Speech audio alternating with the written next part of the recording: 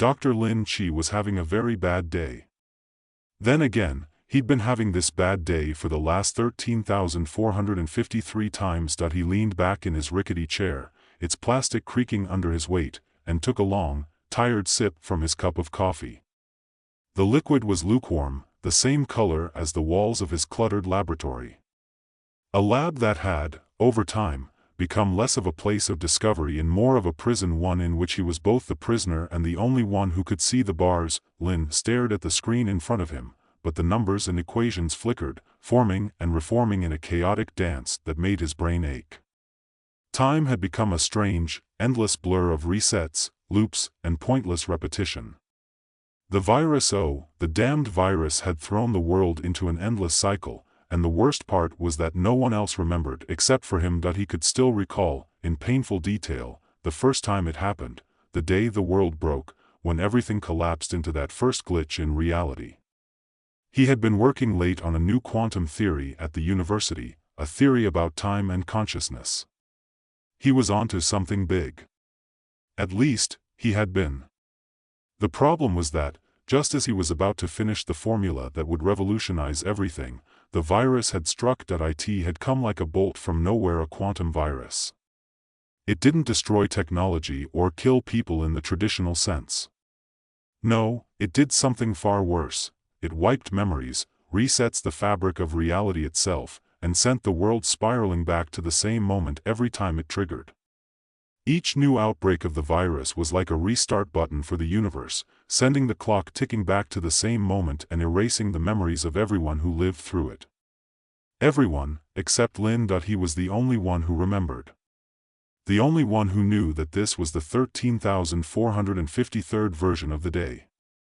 That moment, the exact moment he was living right now, had happened 13,452 times before. Lin's eyes burned from the effort of trying to recall every loop, every change, every small anomaly he'd tried to manipulate. But it was always the same. He had tried everything, changing the sequence of events, altering his actions, switching up the order of his coffee intake. Hell, he even tried breaking the coffee machine once, just to see if that would have any effect. But it never did. The world would always reset.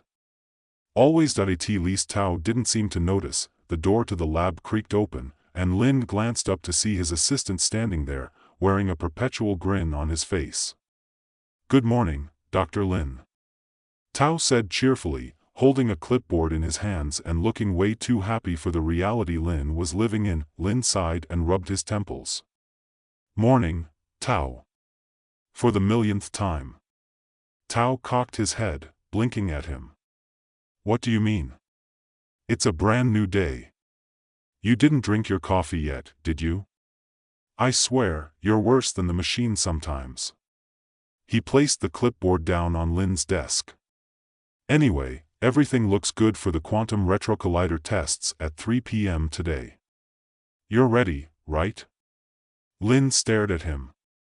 A part of him almost wished he could slap Tao out of his oblivion. But the other part, let's be honest, the larger part, wanted to laugh at the absurdity of it all. Tao, his assistant, was just another one of the millions of reset minds caught in the cycle. He had no idea they'd been through this exact day thousands of times before. In every loop, Tao was the same, optimistic, happy, utterly clueless. Lucky him, Lin thought bitterly. "Yeah, Tao," Lin said, trying to mask his frustration behind a thin smile. "Ready. But tell me, do you ever wonder if maybe we're stuck in some kind of loop? Like, maybe this isn't the first time we've done this, and we've just forgotten?" Tao raised an eyebrow. "Is this one of your theories again? You've got to stop. It's starting to sound like you're talking about one of those science fiction movies, you know?" "I'm serious, Tao," Lin replied, his voice darkening. "I'm serious because I know the truth. And I'm the only one who does." Tao gave him a confused look but nodded absently, clearly tuning out the serious tone in Lin's voice. Sure. Anyway, I'll let you get back to work." As Tao left the room, Lin slumped forward, his hands trembling as he typed the same formula into his computer for the 1,000th time. The formula he had written back in the first loop, the one that should have unlocked the solution to the quantum problem, the key to escaping the cycle. But no matter how many times he typed it, the world would never allow him to break free. It was as if the virus itself, that damn quantum virus, was actively working against him. Every reset, every loop, felt like a suffocating weight pressing down on him, grinding his mind into dust. And the worst part? He had no idea what would happen if he ever did break free. Would the world as he knew it cease to exist? Would his consciousness splinter into 1,000 timelines? Would there be a way to remember who he truly was if he managed to break through, or would it all just be another loop? Lin stood up and paced the small lab, clenching his fists as he thought about the possibility of a breakthrough. The key to everything lay in quantum entanglement. It had to. If he could isolate his consciousness, his memory from the virus's grip, he might be able to break the cycle. It was a dangerous theory, but it was the only one that made sense. If he could anchor himself in one timeline, using the principles of superposition, he might be able to escape the never-ending restart. He had tried it before. In fact, he had spent years building the technology that could theoretically make this work, a quantum device that could anchor his consciousness to a single version of reality. But every time he activated it, he felt himself pulled into a different timeline, a different version of reality where everything was slightly altered, slightly off. The loops had changed, but never enough to escape them. But Lin wasn't going to give up. Not this time. This time, he would find a way to break free. Lin didn't waste any more time. He had been trying, failing, and repeating the same mistakes for what felt like an eternity. He had tried small, insignificant changes, swapping his lunch order, playing around with his sleep schedule, or even switching up the order of his daily tasks. Every time, the world reset, and nothing changed. But today, he was going to do something different. Something bigger. He strode over to his cluttered workbench, where the device he'd built sat under a pile of old papers and wire strays. The quantum anchor.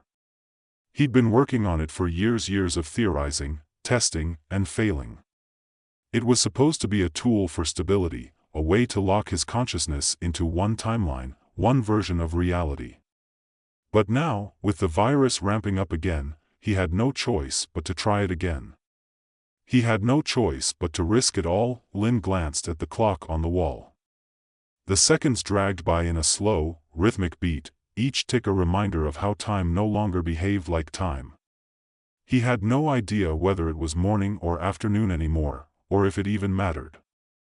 The clock, like everything else, was part of the joke, constantly moving, always resetting, but never moving forward. "Okay, here we go," he muttered under his breath. His hands were clammy, but his resolve was stronger than ever. The quantum anchor hummed softly as he connected the final wires, the pulsing light from the device reflecting in his tired eyes. He pressed the button, the air in the room grew thick, and the humming from the device intensified, vibrating through his bones. For a moment, nothing happened. He waited, but the seconds turned into minutes, and the anxiety began to creep back in. What if it didn't work? What if he was about to make the same mistake again? And then it happened. The entire room flickered like an old television set losing its signal. A jolt of energy rushed through his body, and Lin gasped, his heart hammering in his chest. His vision blurred, and a wave of dizziness overtook him, a sensation like being spun violently in circles. He tried to keep his balance, gripping the desk for support as the world around him began to bend and warp. Then, it stopped. Everything was still. For the first time in what felt like forever, Lin realized something. He wasn't caught in the loop anymore. The usual hum of the virus, the pulse that marked each reset, was gone. The world had changed. The air felt different. The light, sharper. The stillness, more profound. Lin looked around cautiously. The lab looked the same. His desk, the chair, the array of equipment scattered around the room, all familiar. But the weight of reality no longer anchored in the cycle felt like a fresh gust of wind in an otherwise stagnant room. It was different. He had done it. He had finally broken through. For the first time in over 13,000 cycles, he was free. Or at least, he thought he was. The sound of footsteps broke his concentration. Lin turned to see Tao entering the lab again, his usual goofy smile plastered on his face. "Hey, Dr. Lin. You're up already? You've been in here all morning, haven't you? We've got the retro collider tests coming up at 3, remember?" Lin froze. No. No, this couldn't be happening. Not again. Not the same conversation. The same scenario. Tao was in the same place, at the same time, wearing the same expression. Lin's stomach dropped. He reached for the quantum anchor, feeling the cool metal in his hands. He activated it again, desperate to undo whatever had just happened, but nothing changed. The world stayed the same. "No," Lin whispered, his voice barely a tremor. "No, no, no." He turned to Tao, his eyes wild. "Tao, do you remember anything? Anything at all? About the loops? The virus? About this day?" Tao gave him a puzzled look. "What loops? What are you talking about, Dr. Lin? It's just another normal day. Are you okay? You've been talking like this for weeks now. Maybe you need some rest." Lin's breath quickened. He was slipping. He couldn't lose himself again. He couldn't allow himself to fade into the oblivion of this reset. "No, Tao. Listen to me," Lin shouted, stepping forward. "You don't understand. We're not. This is not the real world. We're caught in a cycle. A loop. A quantum loop. And it's all because of the virus. Do you understand me? It's happening again and again, and I'm the only one who remembers.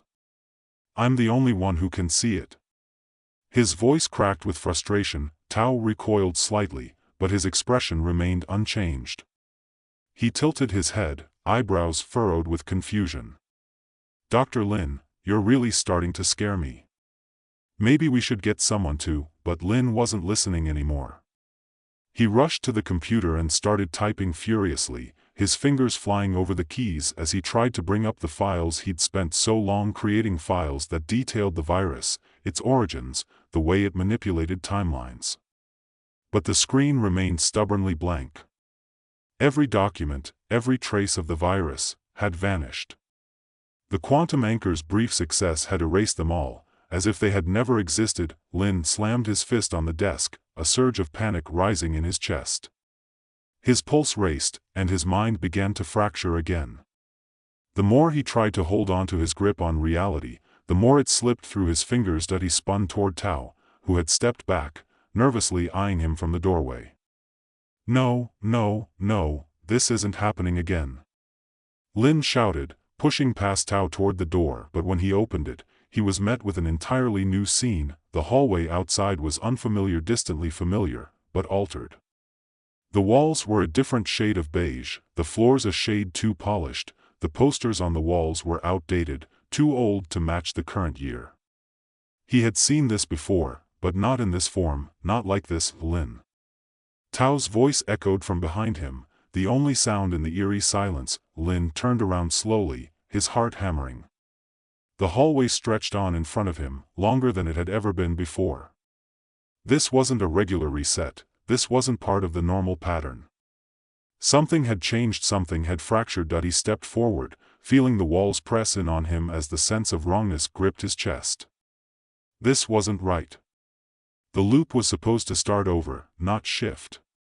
The timeline was breaking, and then, just as suddenly as the room had warped before, Lin felt it, the familiar sensation of the world folding around him, slipping from his grasp. His body shuddered, and the air thickened, like gravity was suddenly no longer acting according to its own laws. With a sharp, ear-splitting crack, the world around him splintered.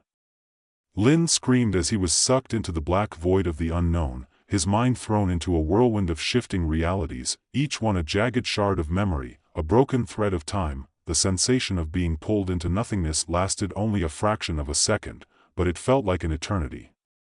Lin's stomach turned as if he were plummeting from an impossible height, his thoughts and body spiraling in all directions at once. There was no ground, no walls, no point of reference. He couldn't tell if his body was moving or if the entire universe around him was collapsing in on itself. Everything, the colors, the sounds, the very concept of time blurred into a chaotic mess of static, and then, as abruptly as it had begun, it stopped. Lin found himself on the floor of the lab again, gasping for air, his hands shaking. The quantum anchor lay beside him, its glowing lights flickering weakly. He didn't have time to process the sensation of disorientation. He was already scrambling to his feet, his breath ragged as he surveyed his surroundings. Nothing had changed, or so it seemed at first. The lab was the same as it had always been, cluttered, dimly lit, filled with the faint hum of the quantum computers in the corner. But Lin's heart sank as he looked closer. The subtle differences were there, like a flickering shadow in the corner of his vision. The walls were slightly off. The desk was positioned at a different angle. The whiteboard in the back of the room had a set of equations that he didn't recognize, equations that seemed completely alien to him. He stepped forward, his pulse quickening. The desk, the whiteboard, everything was just a little wrong. It wasn't the usual variation. It was as though the entire lab had shifted, not just reset. A voice broke through his thoughts. "Dr. Lin? You're still here?" Lin froze. Tao stood in the doorway, the same grin plastered on his face. But this time, it was different. His eyes weren't just blank with confusion, there was something else there. An emptiness that Lin had never seen before. Tao walked into the lab, completely unaware of what had just happened. His hands were full of paperwork, and he didn't seem to notice the strange shift in the room, the irregularities that Lin could see all too clearly. "Is something wrong?" Tao asked, raising an eyebrow. "You've been acting, I don't know, off lately. Maybe you need a break? You've been working too hard." Lin's heart was in his throat. He looked at Tao, struggling to maintain composure, the panic clawing at the back of his mind. "Not again. This isn't real. This isn't how it's supposed to be." Tao was talking to him as if nothing had changed. But it was all wrong. Lin could feel it. This version of Tao wasn't right. "No," Lin said, his voice low but sharp, his words catching in his throat. He stepped forward, gripping the desk for support. "No, Tao, listen to me. This isn't real. This isn't the timeline I was in before. Don't you see? Everything is different. The lab, this place, you're not you anymore." Tao stared at him, blinking, uncomprehending. His smile faltered for a moment before he let out a small chuckle, the same chuckle that Lin had heard over and over again in every loop. It was the laugh of someone who thought the situation was absurd, someone who didn't understand why Lin was acting this way. "You really need some rest," Tao said, still oblivious, and set the papers on the desk. "I'll leave you alone to get back to work. You're going to be fine. Just take it easy for a while." Lin's mind spun, his thoughts breaking apart like glass shattering on the floor. "Take it easy? How can I take it easy when everything is falling apart?" He stumbled toward the door. Tao barely noticed him moving, absorbed in the papers in front of him. The hallway outside was no different from the one Lin had seen in the last cycle. Or was it? The edges of the walls seemed to shimmer, like the air itself was vibrating slightly, as though the very building were straining under the weight of a timeline that wasn't meant to exist. Lin's hands were trembling. He felt like a man walking on the edge of a cliff, his legs shaking with the realization that the world around him was no longer solid. That it was shifting, but not in the way it was supposed to. Something was warping, something was pulling the very fabric of time apart. He stepped back into the lab, his thoughts racing, trying to grasp hold of some kind of logic. But there was no logic here.